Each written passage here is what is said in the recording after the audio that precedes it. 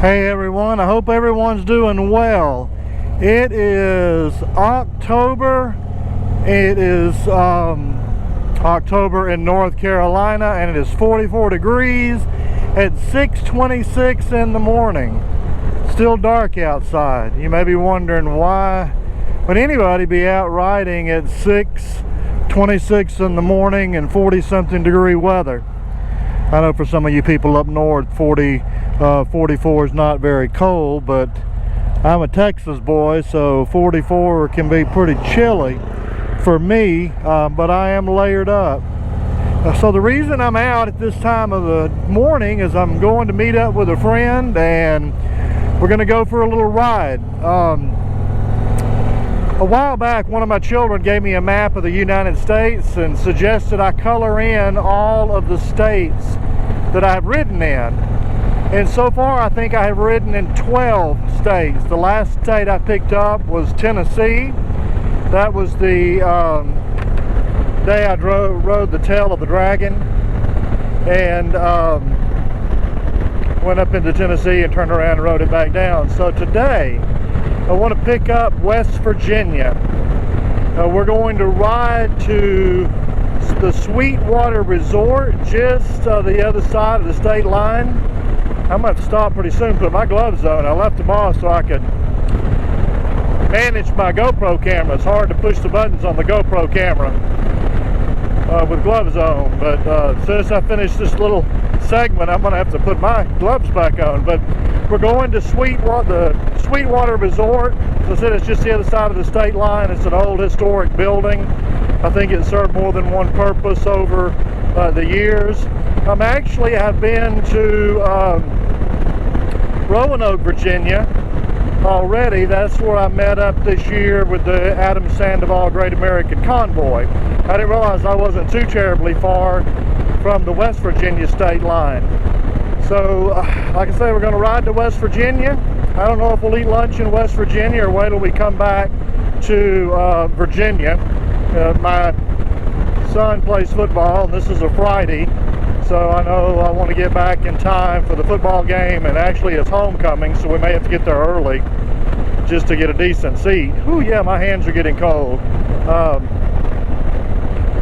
I lost my train of thought with my cold hands.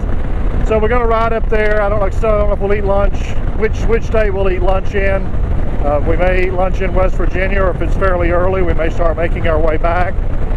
Of course, on a ride, I always want to stop at motorcycle dealerships. Looks like my navigation is going to take us through Roanoke.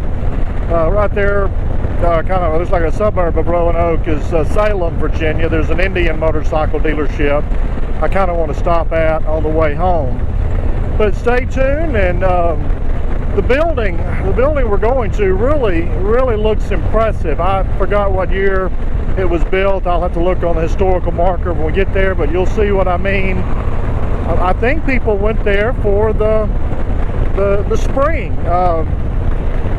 Part of American history, people felt like these springs had healing properties. Being from Texas, know a little bit about Arkansas. I think people went to the springs in Arkansas, hoping that it would heal their different ailments. But regardless of, where I'm going, the fun thing is just to be in the saddle. Like I say, it's a wee bit cold right now. I'm just fixing to stop recording, pull over, and put my gloves on. I've got layers and layers of clothes on. I've always said I could ride all day long in the 40s, but I have on nylon thermals, jeans, chaps, nylon thermal top, a thick, heavy, long sleeve shirt, a pullover shirt. Then I have a denim shirt, and then of course a heavy coat, my vest. And here in just a very few minutes, I'm gonna have gloves on. Well, now it's saying it's 42 degrees. So of course I went just a tiny bit north. I live in north central North Carolina, Person County, south of Roxborough. Roxborough is the county seat. This is beautiful countryside. Now we actually have to go west, or in this case northwest, to see mountains, but we will see some mountains on this trip.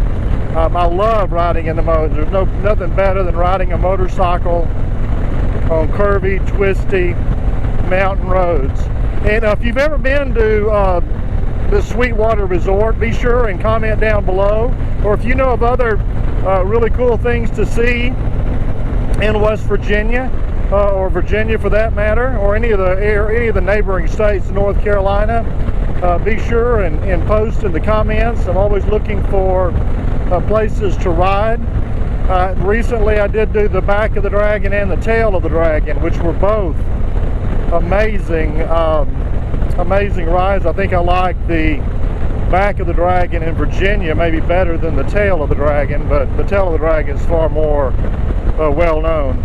So again, stay tuned and comment down below about some of the adventures you've been in. And do you ride when it's cold? Are you one of those folks, if it gets below a certain degree, you don't ride? Or if it gets too hot? I had friends back in Texas, when it was hot, they wouldn't ride because literally on a summer day, after riding all day, you get home, you would be just completely soaking wet with sweat. Oh my goodness, it was hot and humid in parts of Texas. So here we go. I'm going to meet up with my friend just the other side of Roxborough, and this adventure will continue. We're only 34 miles from our destination. Temperature finally warmed up to 50. It was bouncing around between 41 and 47 degrees. And we did, as you can see probably with my camera, we found some mountains. Oh, this is so gorgeous. I absolutely love riding in the mountains. There's nothing like it. Absolutely nothing like it. It is beautiful. Curves, elevation change, the views. It has been a very nice, pleasant ride. Would have been a little more pleasant if it had been a little warmer. But it's, as I said, warmed up to 50 degrees. And once again, I took my gloves off so I could turn my GoPro camera on and then back off. So my hands are a little cool. But now early this morning, when it got down to 41, the tips of my fingers and the tips of my toes got a little cool. I do miss the heated grips that I had on my Indian Roadmaster and the lower fairings. The lower fairings keep that cold wind off your feet. But yeah, this has really been nice. Yeah, I always point out though, the stabilization is so good on these GoPro cameras. When you go back, I go back and watch the video, it really doesn't show the elevation changes in the twists, the leans. It kind of levels that out, so it's more dramatic riding than what you see on the camera. Starting to see some foliage change up here. Of course, we're farther north, and of course with the elevation. Oh, this is beautiful. I knew there were mountains in North Carolina. Wasn't familiar with Virginia and West Virginia. Well, I knew there were mountains in West Virginia because I have a friend that was from West Virginia, but yeah, this is just gorgeous up here. I love the scenery. I love the scenery. Well, we're only 31 miles from the destination. I'm eager to see this old historic building. I'm fascinated with old buildings, and we'll be here shortly, so having a great time. It's 10 o'clock. I left the kickstand up location was 7 o'clock this morning. I left, of course, a little before that to meet up with my buddy for the ride. So actual ride time, you know, with a couple of stops, I have what my kids say, an old man bladder, and I have to stop periodically, so we did stop twice.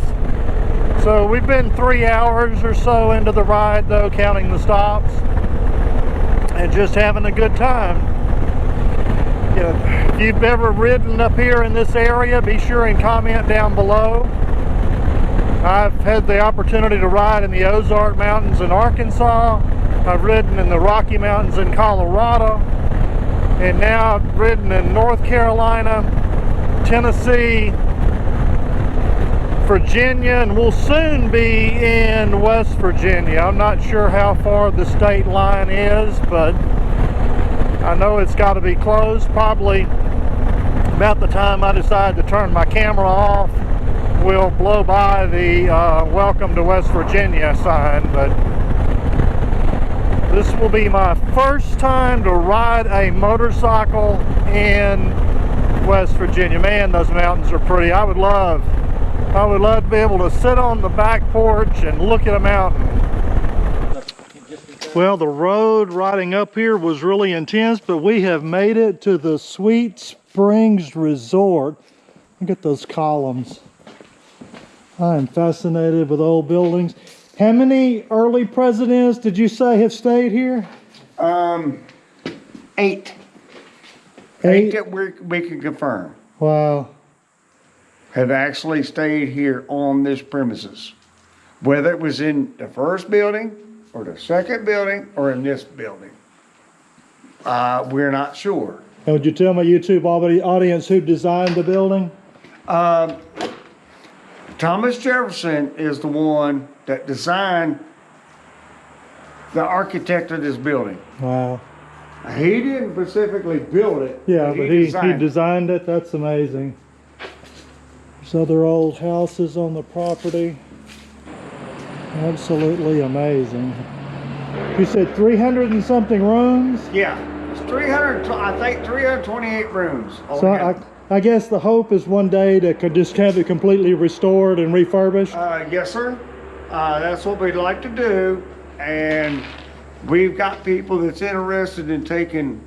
We was talking about taking different wings and tearing down the wall in between to make it like suites, to where we can have lawyers, doctors, dentists, oh yeah, whatever come in here and enjoy this beautiful area that we have. Yeah, it's surrounded with mountains, and it is something to see.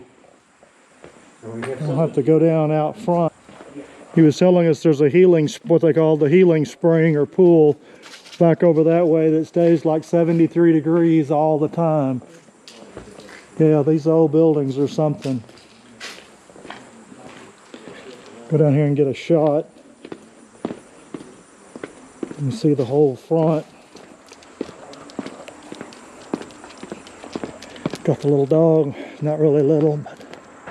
So there's a section there with columns, more columns, more columns. And there's mountains. Oh goodness, I'm gonna fall down. Walking backwards, stepping off the curb. This is something else.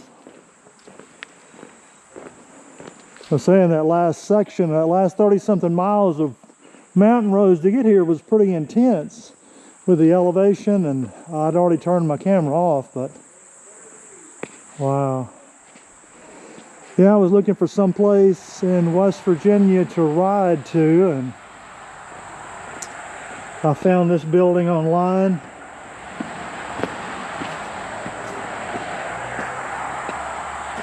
Yeah, don't you know, back in its heyday,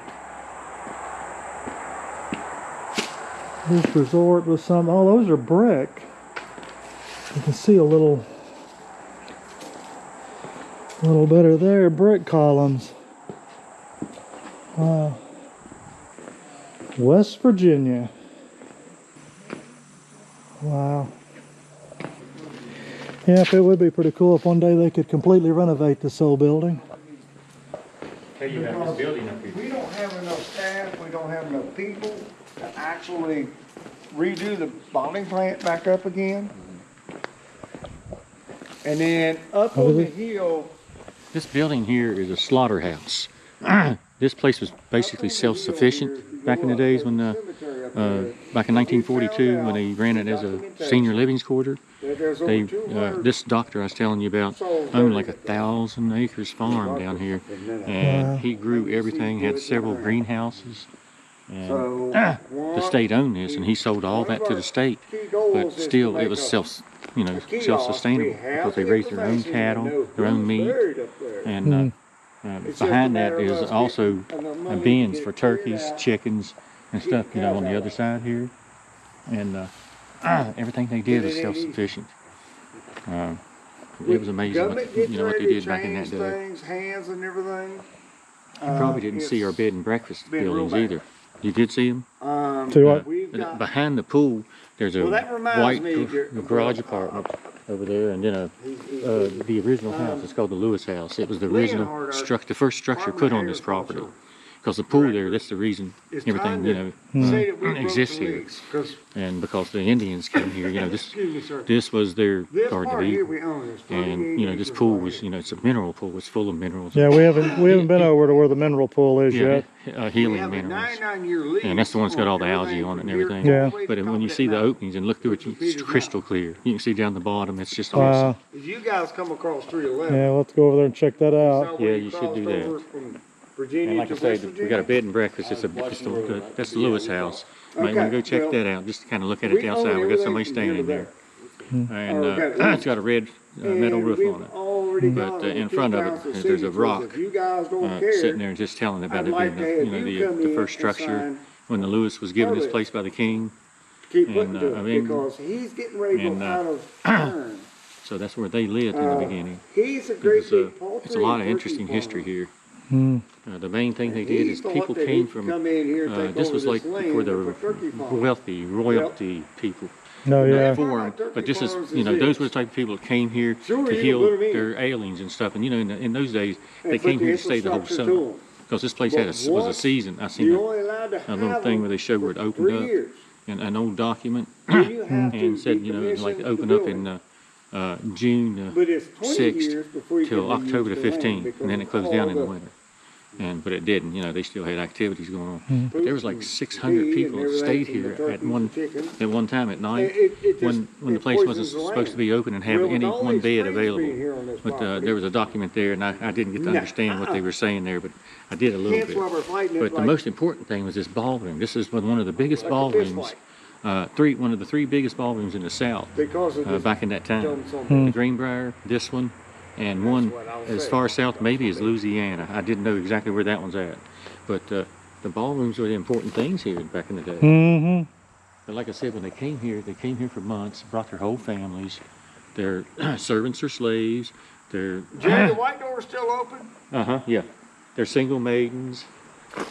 If you guys don't care, I'd like for you to sign our... Yeah, let's let them do that. And then if you don't mind, Randy, I'm going to take them, give them a quick tour just around the loop from the thing, you know, like a square. Okay, dude. Okay. And I'll give you a real short tour and then give you an example of what you might see when you come here and get a complete tour. Because we have three levels here. And this building is also supposed to be haunted because we have paranormals come here. You know what paranormals do. Investigate ghosts. And I'm actually the paranormal guide. I have to give them a tour up here to show them where to find activity. And I don't believe in that stuff, but I can tell you one thing for sure: this place is haunted. I'm not saying I don't believe in ghosts, but I just don't believe in doing what they do. There's places in here that even... Yeah, it's right in here. Where in the heck's up in that, dude? Those people have been haunted. You got insulation in here. Check out the t-shirts. Established 1760. There's 2 rooms we made for the paranormals, and that's a resting room because there's like 8 of them. They can have as many as 8, and then this is their rest room. But like I said, these were administrative offices back when it was running. Now, from this door on, this was the original hotel. This part here was added on years later. From here on was where the hotel was built in 1833. Now, we've got a lot of furniture in here because the owner, Ashby, is trying to buy antique furniture to put it in here to make it as it was. Now, going down through here is one of the wings, and you're going to see a lot of... I'll take you down this wing, but it's one of the... it was one of the... our tours, as you can see, one of our haunted house... ready for Halloween. But we're not using it now. All these rooms were filled with this, and they're taking them upstairs. We're rerouting and making a new one. I'm going to take you back here so that I can show you the water plant and, you know, the back part of the hotel. There's some what they look like therapy tubs, but all they are is just tubs raised up, I guess, so that people could, you know, wash them off. The staff could wash them off really good. And they probably had steps, you know, for the patients to step up into. But this white cinder block building is the water plant, and it's already set up.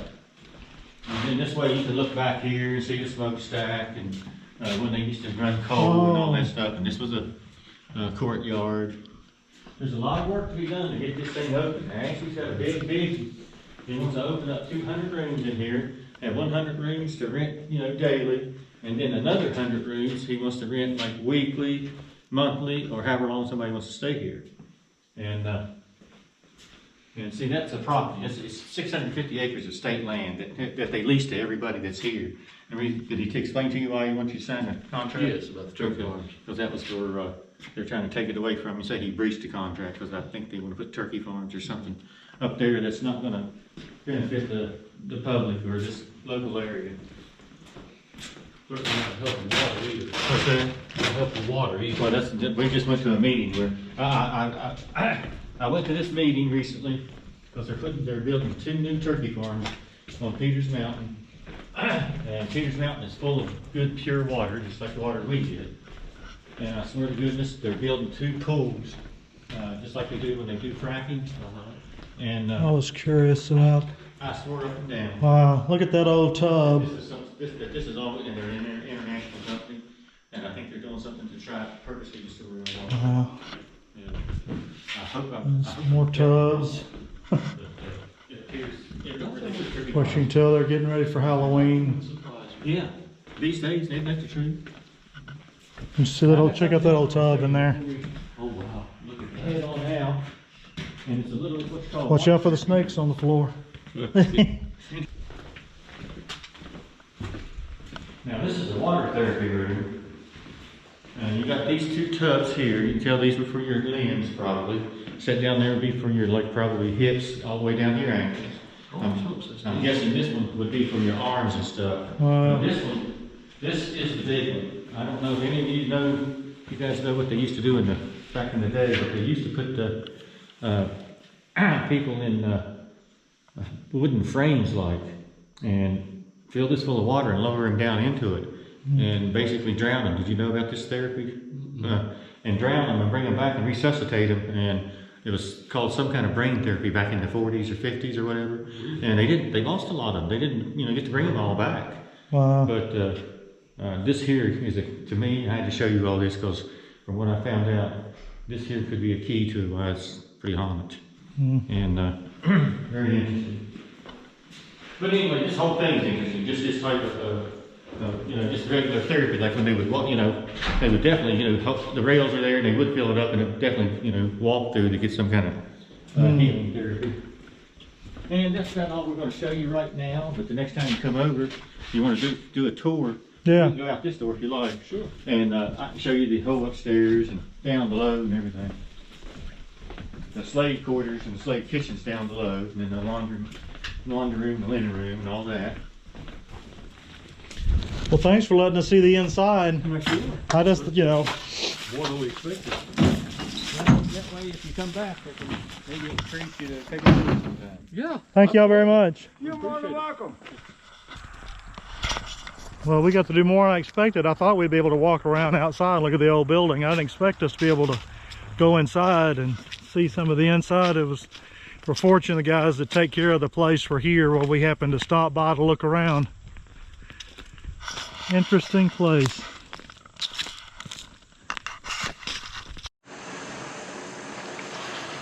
So here is what they believe to be the healing springs, the healing water. Stays warm all year round.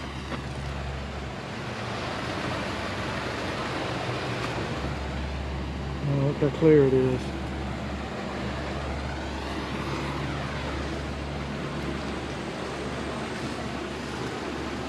Fascinating history.